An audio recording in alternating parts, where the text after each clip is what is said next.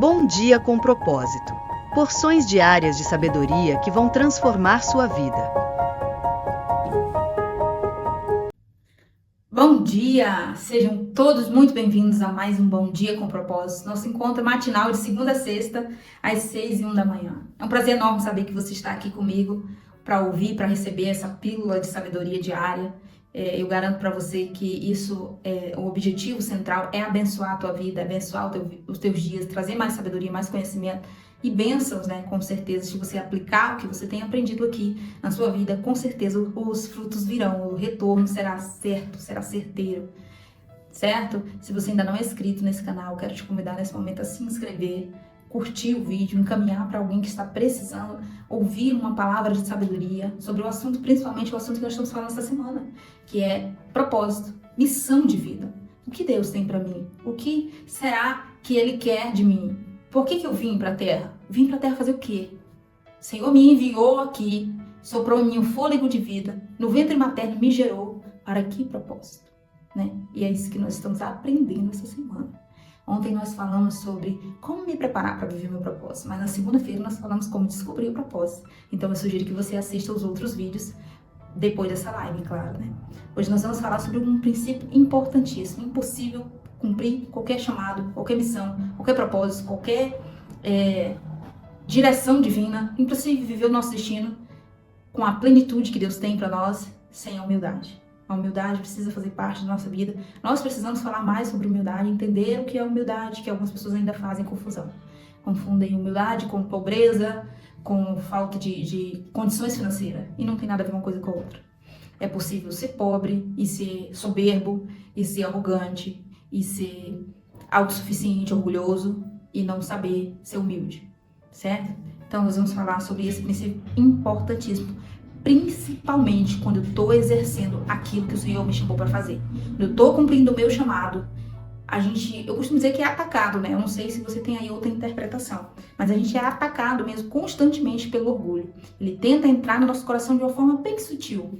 E muitas vezes a gente acaba confiando na própria força, achando que a missão que nos foi confiada, a coragem, a ousadia, a determinação para cumprir nosso propósito vem de nós mesmos. Olha como eu sou inteligente. Olha como a minha voz é bonita. Olha como, entendeu? E a gente acaba confiando em nós mesmos, na própria força. E é aí que mora o perigo. Nós vamos nos valer hoje como base, o texto base, 2 Coríntios 12. Um trecho da história de Paulo que me chamou muita atenção. As razões pelas quais Deus permitiu ele passar pelo que passou. Né? Nessa história aqui, nesse trecho aqui. 2 Coríntios 12, 7. Espero que você possa abrir comigo. Eu vou ler aqui na Bíblia, nova versão internacional. É uma linguagem mais simplificada e eu acho que vai ser bem claro para você entender, caso você não esteja com a sua Bíblia aí. Eu vou ler, tá bom?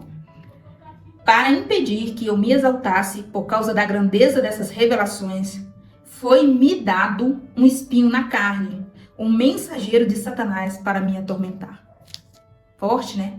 Para impedir que eu me exaltasse por causa da grandeza das revelações. Eu vou parar aqui, mas já eu continuo. Preste atenção. Deus, ele permite muitas vezes provações na nossa vida, em determinadas áreas, não para nos causar mal, não porque Deus é ruim e gosta de ver a gente sofrendo ou qualquer coisa do tipo, mas para que a gente amadureça, mas para que a gente não se exalte, mas para que a gente não se engrandeça, ou seja, para nos proteger. Foi exatamente isso que aconteceu com Paulo. Já há muitas discussões no meio teológico do que seria esse espinho na carne de Paulo. Não é um espinho de uma planta, de uma flor, né? É algo...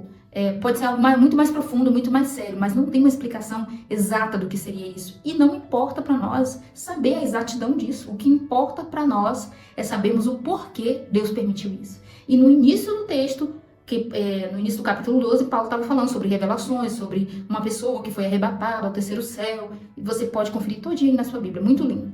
Aí ele está falando sobre se gloriar. Eu me gloriarei todavia no Senhor. Ele diz... Mas quando chega no versículo 7, ele vem contar esse testemunho dele, essa história dele, esse depoimento dele. Para impedir que eu me exaltasse por causa da grandeza das revelações. Que revelações? As revelações que ele recebia com frequência. Eu não disse para você ontem que Paulo foi instruído por Gamaliel na lei mosaica. Ele era um fariseu e foi instruído sobre a lei de Moisés. Mas quando ele se converteu ao cristianismo, ele não foi instruído por Pedro, por Tiago ou por João ou qualquer apóstolo de Jesus. Porque se você não sabe, Paulo se converteu ao cristianismo após a morte e ressurreição de Jesus. Então Paulo não viajou para Jerusalém para ser ensinado por aqueles que já conheciam a doutrina messiânica, a doutrina de Cristo, os ensinos de Cristo. Não, ele recebeu tudo por revelação. Agora vamos continuar no versículo 8. Três vezes roguei ao Senhor que eu tirasse de mim. Mas ele me disse, minha graça é suficiente para você, pois o meu poder se aperfeiçoa na fraqueza. Isso é aquele tipo de coisa que a gente não quer ouvir de Deus, que a gente, se ouvir de Deus, a gente fica, como assim, Senhor? Mas é exatamente isso que Deus disse para Paulo. Paulo, minha graça te basta, meu filho. Eu adoraria tirar esse espinho aí da tua carne, esse incômodo, esse Satanás que está te atentando, esse mensageiro aí. Que pode até ser uma pessoa mesmo, alguém que perturbava Paulo, que alfinetava ele, ou pode ser batalha mental, né, lembrando do passado, ou pode ser várias coisas, gente. Mas Deus optou por permitir que isso continuasse lá com ele. Deus só deu um pouco mais de graça para ele. Paulo, minha graça te basta, porque o meu poder se aperfeiçoa na tua fraqueza. Por quê? Porque quando eu estou fraco, ele já diz isso aqui no verso 10, final do verso 10. Porque quando eu estou fraco, aí é que eu sou forte. Por quê? Porque na minha fraqueza eu reconheço quão miserável eu sou, quão indigno do favor, da graça e do perdão de Deus. Eu me vejo e digo, como assim? Tu me amas? O que tem em mim que o Senhor me ama? Porque não tem nada de bom. Quando eu percebo, quando eu me vejo, de fato, na minha fraqueza, quão miserável eu sou, ou como não dou conta, às vezes, de pular 1 ou 2 refeições para fazer um jejum, porque já tô fraco, já tô morrendo, eu vejo quão frágeis nós somos. E é isso que Paulo está dizendo aqui nesse texto. Olha, sem humildade nós não chegamos a lugar nenhum. A forma mais sábia de cumprir o seu chamado é com humildade. Foi assim com Davi, foi assim com Jesus. Você pode ver que quando Jesus estava no Getsêmani, o Monte das Oliveiras, nos seus últimos minutos de vida aqui na Terra, ele orou 3 vezes a mesma oração. Você vai ver isso em Mateus, Marcos, Lucas e João. Alguns dos evangelistas contam com mais detalhe. Lucas, por exemplo, conta desses 3 períodos de oração, e ele fala que Jesus orava sempre, Pai, aqui estou, agoniado, desesperado, apavorado. Se possível, se o Senhor puder, afasta de mim esse cálice. Ou seja, cálice da ira de Deus que Jesus iria provar em razão dos nossos pecados que estavam sobre ele. Mas ele diz, contudo, Pai, ou seja, todavia, seja feita a tua vontade. Então, a humildade é isso, eu me submeter à grandeza de Deus, mesmo achando que o que eu vou passar vai ser tão difícil, vai ser tão desafiador, eu acho até que não vou dar conta, mas quando eu lembro da grandeza dele, eu sei que daria conta. É isso que Jesus viveu, é isso que, entre outros homens de Deus, viveram. Você sabe que Davi, eu estava até falando isso para uma colega esses dias, Davi primeiro foi ungido rei, quando ainda era um jovem, pastor de ovelhas, com uma experiência pesada de vida, porque já tinha matado um urso, um leão. Que homem que você ouviu falar por aí que matou um urso e um leão, gente? Pois é, Davi tinha passado por essa escola do Espírito Santo ali no pastoreio das ovelhas. Mas ele não estava pronto. Não estava. Ele foi ungido rei por Samuel na sua casa, ali na presença dos seus irmãos, do seu pai. Mas só anos depois de uma preparação completa, preparação física para as batalhas com a espada, preparação emocional, preparação psicológica. Davi foi perseguido por Saul. Saul caçava Davi por inveja para matá-lo, sabendo que ele iria o substituir, porque Deus havia já rejeitado Saul. Então, Davi passou por todas essas séries de experiências, não só porque Deus queria ver ele sofrer e rir da cara dele, não. Passou por isso para amadurecer, para crescer, para evoluir, para se tornar apto para exercer a função ministerial, a função do reinado, melhor dizendo. Então, todos esses, Jesus, Davi, Paulo, todos quantos receberam um propósito, uma missão chamada, passaram por essa preparação, passaram pelo vale da humildade, porque Davi expressou o que estava no seu coração na caverna de Adulão, quando ele teve a oportunidade de matar Saul, ou melhor, na caverna onde ele teve a oportunidade de matar Saul, e ele não fez. Aonde o seu companheiro de guerra, o seu soldado, melhor dizendo, disse, Davi, é a oportunidade, cara, mata ele, é agora. Ele disse, não, quem sou eu para tocar no ungido do Senhor? E demonstrou a sua humildade, a sua devoção a Deus, submetendo-se à grandeza de Deus.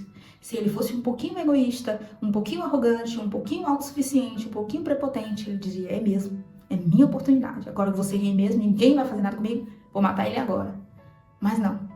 E essa é a humildade que Deus quer de nós para nós cumprirmos o nosso propósito. Quando eu tenho a oportunidade de me vingar, eu escolho não fazer.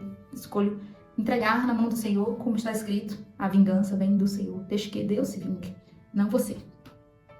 Então essa curta palavra de hoje, mas eu tenho certeza que entrou aí no seu coração, ó, pum, como uma semente assim, diretamente no solo fértil. Eu tenho certeza que vai brotar. Eu tenho certeza, eu estou rindo aqui por causa do jeito de falar. Mas eu tenho certeza que o Senhor falou no seu coração, é isso que precisa, é disso que eu preciso. Me submeter à grandeza de Deus. Eu sei que vai ser difícil, eu sei que vai ser desafiador. Eu sei que eu vou ter que fazer algumas renúncias, como nós aprendemos esses dias. Eu sei que eu vou ter que fazer escolhas. Eu sei que eu vou ter que abrir mão de algo. Eu sei que eu vou ter que me esforçar mais. Eu sei que eu vou ter que me preparar, me treinar. Eu sei, mas eu me submeto à grandeza, à vontade de Deus, porque maior é que os meus sonhos, que meus planos são os planos e os sonhos de Deus para minha vida.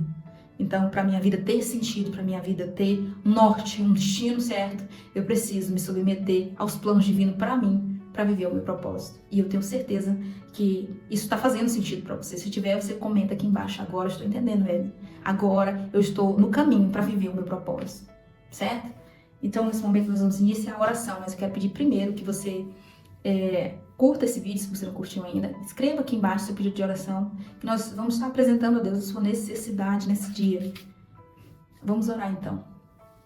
Pai nosso que estás no céu, santificado seja o teu nome. Venha a nós o teu reino, seja feita a tua vontade, assim na terra como no céu. O pão nosso de cada dia nos dai hoje, perdoa as nossas dívidas, nossas fraquezas, assim como nós perdoamos nossos devedores. Não nos deixes cair em tentação, mas livra-nos de todo mal, porque teu é o reino, o poder e a glória, hoje e para todo sempre. Amém. Pai, eu oro por todos os pedidos de oração hoje, as pessoas que estão me assistindo, que ouviram essa mensagem, que estão passando por dificuldades, desafios dentro de casa ou fora de casa. Eu oro para que a casa dessa pessoa seja blindada, a sua vida seja blindada, o seu sair, o seu chegar. Eu oro para que o seu coração se abra para cumprir o seu propósito, o seu chamado, aquilo que o Senhor tem para ele e para ela. Eu oro, meu Pai amado, para que essa semente caia em solo fértil, que é o coração do teu filho, da tua filha que está ouvindo essa mensagem. Eu oro, meu Pai amado, para que a humildade se enraize em nosso coração e blinde nossos corações contra o orgulho, contra a arrogância, a prepotência e quaisquer ciladas do adversário. Eu peço, Senhor, nos ajuda a nos submeter, a nos humilharmos todos os dias da nossa vida, estar no centro da Tua vontade, nos dedicando àquilo que o Senhor tem para nós. Maior é os sonhos e os planos do Senhor para a nossa vida, e disso eu tenho certeza. Então eu te peço, nos conduza nesse ano de 2025, rumo, Senhor, ao nosso destino, ao nosso propósito. Nos ajuda a não tentar pular etapas, a não acelerar processos, mas a descansar nosso coração no Senhor. Sabendo que se nós fizermos a nossa parte, com certeza o Senhor fará a sua. Então eu te entrego nesse momento a minha vida e a vida de todos quantos me ouvem nas tuas mãos, pedindo que o Senhor dê graça, que a tua misericórdia esteja sobre nós e que nos livre de todo mal. Em nome de Jesus, nos dá um dia abençoado na tua presença, desde agora e para todo sempre. Amém. Querido, você que ficou até aqui, Deus abençoe a sua vida de uma forma especial. Você tem uma semana aí na contagem dos últimos dias para 2025, uma semana especial, recheada de boas notícias, de bênçãos e de vitória. Aguardo você amanhã para o último episódio do propósito. Eu preciso entender esse propósito, eu preciso viver esse propósito, eu preciso estar no centro da vontade de Deus, porque eu sei que os planos, os sonhos, os propósitos dele para minha vida são muito maiores que os meus, certo? Espero você aqui amanhã às 6:01 da manhã. Um beijo e até amanhã.